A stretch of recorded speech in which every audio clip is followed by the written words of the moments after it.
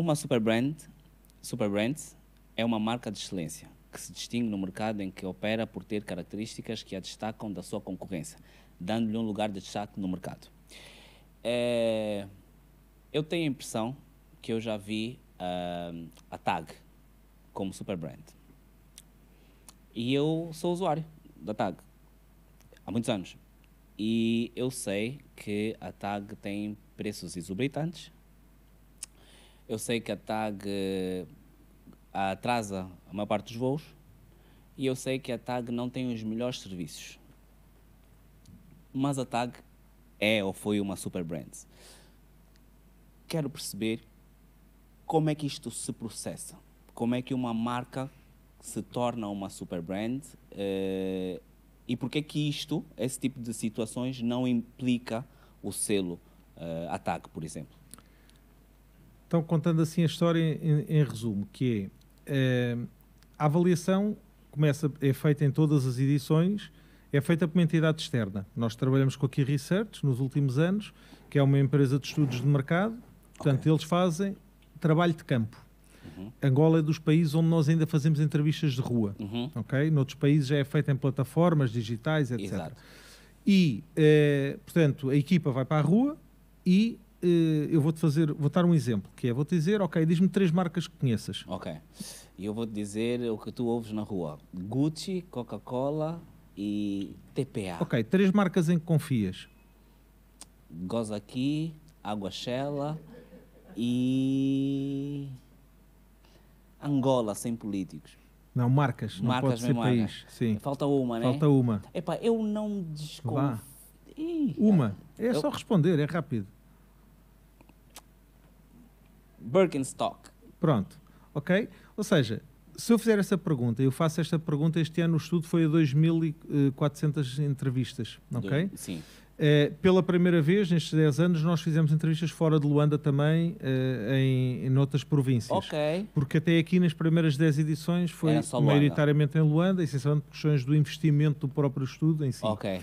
Ou seja, isto faz com que pessoas muito diferentes, nós fazemos, no caso de Luanda, em 18 pontos amostrais diferentes. A Key Research faz este estudo em 18 pontos amostrais.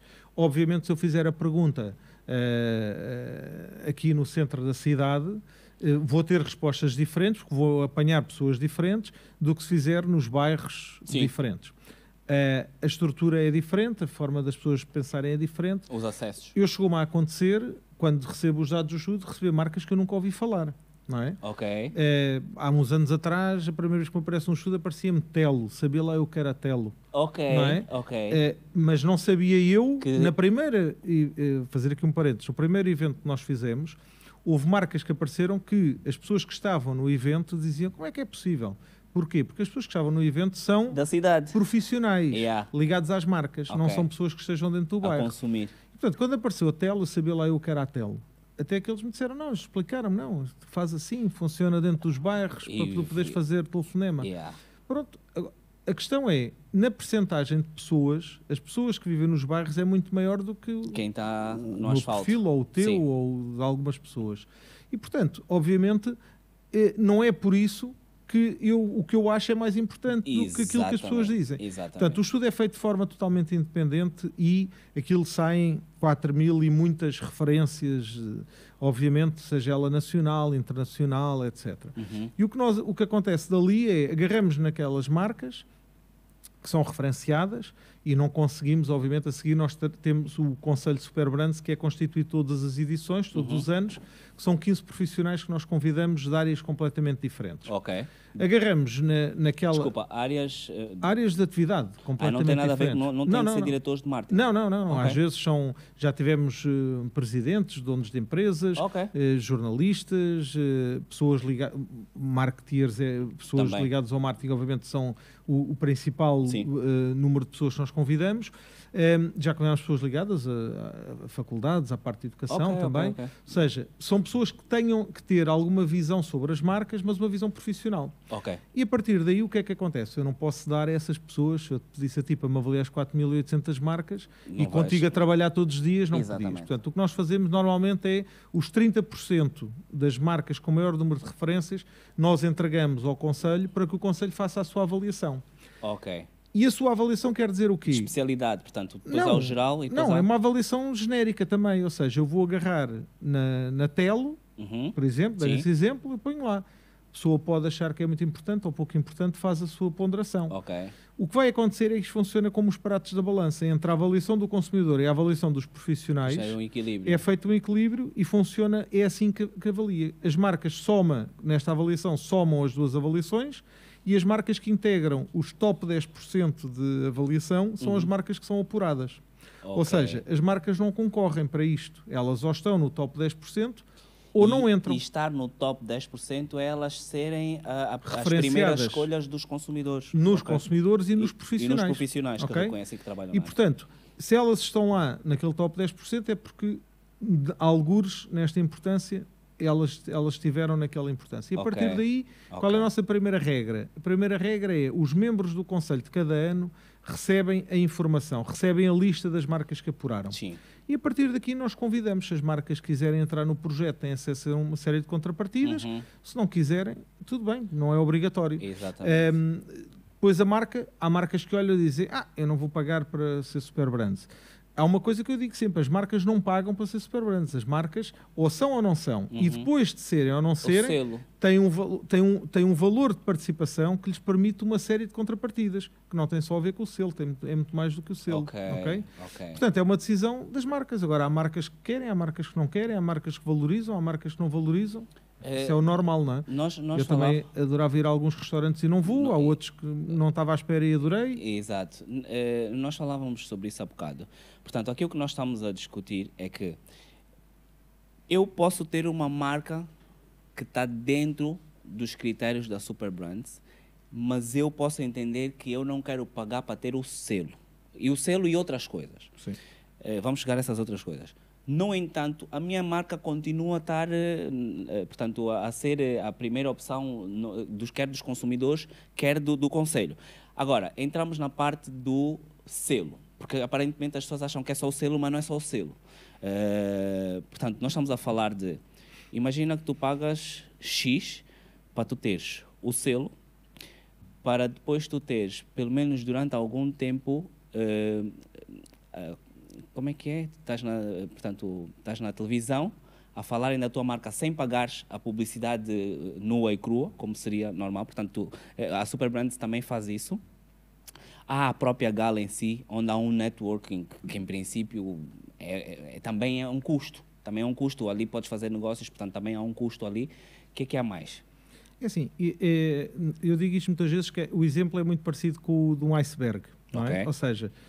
o iceberg tem muito mais debaixo da linha d'água do que acima. Exatamente. Aquilo que normalmente acontece ao projeto é as pessoas olham para o projeto e acham que o projeto é: eu uso o selo e vou à gala receber o prémio. Pronto, isto é a parte de cima do iceberg. A parte de baixo do iceberg é tudo o resto que nós conseguimos fazer pelas marcas e procuramos fazer. Mas quando dizemos fazer, não é fazer pelas marcas, é, no fundo, reconhecer aquilo que elas já fazem. Já fazem, exatamente. Um exemplo concreto disto, há um excelente exemplo disto, que há uns anos atrás, o ano passado, há 2 anos, acho eu, ano passado, nós fizemos um networking entre profissionais das marcas e, de repente, surge uma iniciativa que junta a Luanda Medical Center com a Casa dos Frescos. Qual é a probabilidade de uma empresa na área da saúde e de uma empresa de um supermercado se juntarem? Exato. A probabilidade é quase nula. Exato. Isso não ia acontecer. Porque se eu estiver na Casa dos Frescos a fazer uma coisa, ou na Luanda Medical Center a fazer uma coisa, não estou a pensar no outro. Mas porquê é que isto acontece? Porque na conversa, na reunião, ou foi um evento que nós fizemos, surge a conversa sobre saúde alimentar. E de repente chegou-se à conclusão que na Luanda Medical Center havia este objetivo de estimular a saúde alimentar. Sim. E na Casa dos Frescos estavam exatamente com o mesmo objetivo, de querer fazer umas iniciativas dentro desta perspectiva. E de repente 2 marcas juntam-se, não fomos nós que agarrámos nelas para juntar, mas elas juntam-se porquê? Porque o estimular a dinâmica entre estas nossas, entre diferentes marcas, é sempre uma das iniciativas muito importantes para nós. E eu digo isto também já na perspectiva do lado da marca enquanto estive como profissional. Eu, enquanto trabalhei em comboios, basicamente o que eu pensava era em comboios e em transportes e pouco mais. Mas não é só sobre isso. Mas de repente, lá está, se nós estivermos na água azul e não nas águas vermelhas, a gente consegue olhar à volta e perceber coisas diferentes. E é um bocadinho isto que nós procuramos sempre ir fazendo, e às vezes estimula-se muito esta relação. E a relação pode-se estimular entre marcas completamente diferentes, que de repente os próprios profissionais conhecem-se, confiam, percebem que há ali uma coisa que eu nem me lembrava que havia, e de repente a minha empresa passa a contratar a outra. Nós ganhamos alguma coisa com isso? Não. Ganhamos essencialmente aquilo que nós acreditamos, que é o nosso papel é continuar a estimular a interação entre as empresas e principalmente para o consumidor. Ou seja, o exemplo que nós temos, já é a segunda edição que fizemos este ano do programa Supermarcas. É um programa que estamos a fazer com a TPA ao domingo às 19h30. O nome não me é estranho. Já existia? Já existia, nós estamos em 2020 o primeiro, que foi para o ar na primeira semana antes de começar o Covid, não é? Portanto, tivemos sorte.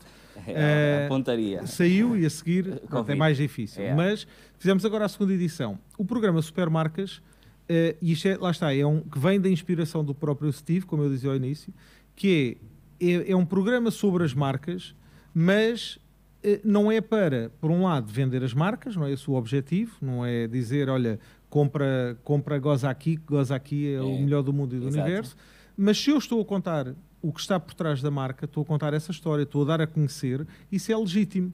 E isto é, como eu dizia, um bocadinho aquele conflito que o Steve tinha enquanto jornalista. Falar da história da marca e não fazer publicidade. O eu falar a marca não é fazer publicidade.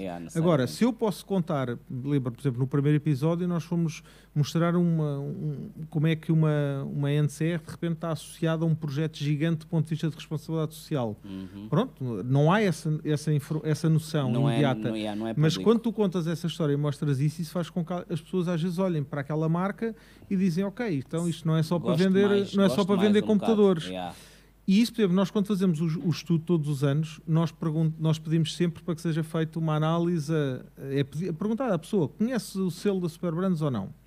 E a pessoa responde se conhece ou não conhece. Agora, independentemente de conheceres, o que é que tu achas?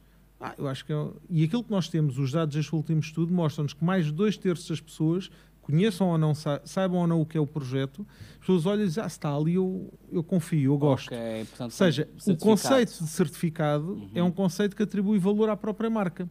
E mais de 2/3, portanto são 67% num caso, numa das perguntas, e 92% noutra pergunta, é que as pessoas dizem, eu não sei o que posso saber, posso não saber o que é, mas se vejo é porque é uma coisa que eu posso confiar. E isto faz diferença. Nós já temos estas análises a serem feitas, por exemplo, na distribuição, que é, se está no supermercado, e nós já chegámos a fazer na altura com o Candando, tipo uma feira das marcas, isto gerou imediatamente ali, porque as pessoas ao verem aquilo, então identificam-se. Eu vejo imediatamente ali. Agora, isto é um benefício que o projeto dá às marcas. As marcas valorizam ou não? Têm elas próprias que fazer essa sua análise, não é? O estudo mostra isso. Na prática, as pessoas confiam mais ou confiam menos. Isto é da mesma forma que nós não temos isto, por exemplo, organizado por segmentos. Ou seja, pode haver mais do que uma marca do mesmo segmento que apura. E se elas apuram, por exemplo, a Pepsi apura, a Coca-Cola apura. Não é uma delas. Se elas apuram é porque ambas foram referenciadas. Exato. Agora, uma diz que entra e a outra diz, se entrar um concorrente eu não entro. Isso é uma decisão da própria marca. Não também é? há essas... Há uns que não se importam e que assumem que, entrando concorrente ou não, se eu fui distinguido, eu entro. Claro. Há outras que assumem o contrário, que dizem, não, se eu tenho um concorrente, eu não entro. O concorrente adora. Pois, porque entrou e fica lá sozinho. É uma decisão da própria... Mas eu percebo isto também do ponto de vista da gestão, que isto é uma decisão que às vezes os próprios diretores de marketing têm guerras internas, as próprias administrações têm visões diferentes. Isto é sempre legítimo. E isto não é... Ou seja, não é porque a marca decide que sim ou não, que ela é apurada ou não é. Ela é apurada ou foi ou não foi. Exatamente. Pronto, portanto, a partir daí, eu acho que isto, agora falando também mais na perspectiva da gestão do negócio, eu tenho que tentar perceber o que é que eu também beneficio disso. Pronto. E aquilo que nós temos ouvido muitas vezes das próprias marcas é que conseguem tirar muito partido mais do que aquilo que pagam. Outras, se calhar, depois não se envolvem tanto e se calhar não retiram tanto benefício. Mas isso é uma decisão da própria marca interna, obviamente.